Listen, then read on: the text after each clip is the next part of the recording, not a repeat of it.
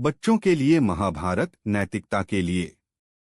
यहाँ महाभारत से कुछ दिलचस्प और प्रासंगिक जीवन सबक दिए गए हैं जिन्हें हर बच्चे को जानना चाहिए। 1.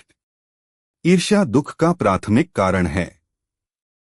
इसे कौरवों की माता गांधारी से समझा जा सकता है। इसलिए अपने बच्चों को बिना किसी नकारात्मक भावनाओं के प्यार साझा करने और फैलाने की सलाह दें। 2. ईर्ष्या उभरती प्रतिद्वंद्विता के पीछे मुख्य कारण है और यह किसी व्यक्ति को अधिकतम नुकसान पहुंचा सकता है। इसे कौरवों और पांडवों के रिश्ते से समझा जा सकता है जो अंत में कुरुकुल के विनाश की ओर ले जाता है। अपने बच्चों को किसी के खिलाफ कठोर भावनाओं या पूर्वाग्रह विकसित करने के खिलाफ सलाह दें। 3. एक बुरी संगत आपको जड़ से बर्बाद कर सकती है। इसे महान कर्ण के चरित्र वर्णन से समझा जा सकता है।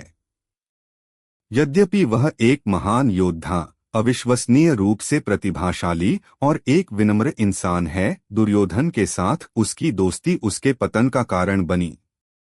इसलिए अपने बच्चों को सही और सावधानी से अपनी कंपनी चुनने के लिए सिखाएं। 4. अपनी क्षमताओं के बावजूद सर्वशक्तिमान प्रभु में विश्वास रखें। पराक्रमी अर्जुन जिस तरह से भगवान कृष्ण को मानते हैं उससे यह स्पष्ट रूप से समझा जा सकता है। 5.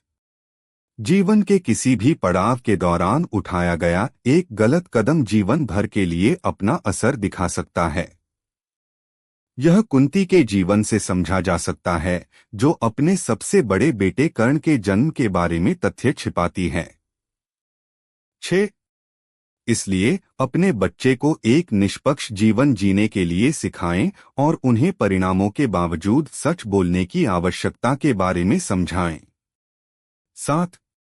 कभी भी एक महिला के साथ बुरा व्यवहार न करें क्योंकि यह तबाही और कुल पतन का कारण बन सकता है।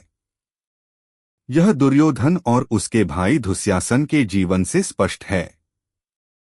माता पिता अपने छोटे बच्चों को महिलाओं का सम्मान करना सिखाएं।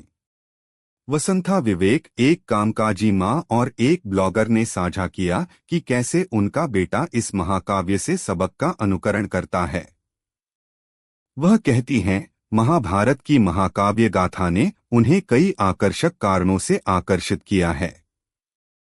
वह महाभारत की असंख्य कहानियों द्वारा साझा किए गए पात्रों, नैतिकता, रोमांच, कल्पना, ज्ञान और ज्ञान से प्यार करता है। पिछले हफ्ते ऐसी ही एक चर्चा में उन्होंने अपने 13 वर्षों में महाभारत से सीखे गए जीवन के सबक के बारे में साझा किया। एक माँ के रूप में मैं उनके सीखने के बारे में वास्तव में खुश हूँ।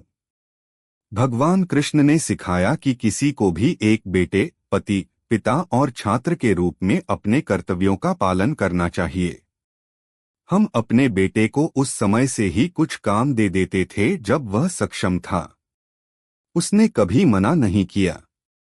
वह रसोई में मदद करने का आनंद लेता है और खरीदारी और यात्रा में अपने पिता की सहायता करना भी पसंद करता है। वास्तव में वह हमारे गुरु, शिक्षक हैं जो आधुनिक उपकरणों के साथ हमारा मार्गदर्शन करते हैं। कृष्ण की कहानियां अच्छे कारणों का समर्थन करने के लिए मार्गदर्शन करती हैं। मेरा बेटा आमतौर पर अपनी परीक्षा के लिए पेपर की 2 या 3 शीट अतिरिक्त लेता है। एक दिन मैंने उससे पूछा कि आप हमेशा स्कूल में अतिरिक्त चादरें क्यों ले जाते हैं, और मैं वास्तव में उसका जवाब सुनने के लिए द्रवित हो गया। उन्होंने कहा कि उन्होंने उन अतिरिक्त चादरों को अपनी कक्षा के एक गरीब लड़के को दे दिया। वह हमेशा एक शांतिदूत रहे हैं।